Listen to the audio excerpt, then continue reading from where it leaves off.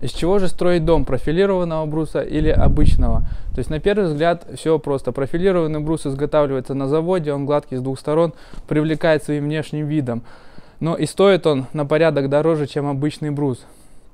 То есть можно ли сделать так, чтобы внутри осталось красиво и аккуратно, но сэкономить на этом приличную сумму денег? Да, конечно, можно, использовав обычный брус, но со строжкой с одной стороны дома.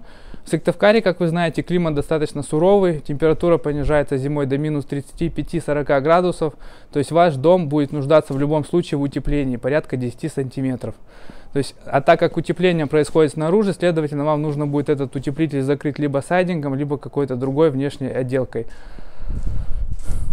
А внутри остается все равно гладкая поверхность, соответственно, профилированный брус зачастую выбирают. Но можно использовать и обычный брус, сделав острожку. То есть на объекте электрорубанками проходится по одной стороне бруса.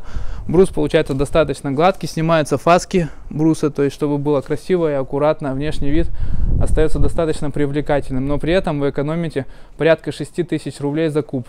То есть стоимость профилированного бруса начинается от 14 тысяч за куб, тогда как обычного от 8000 за куб.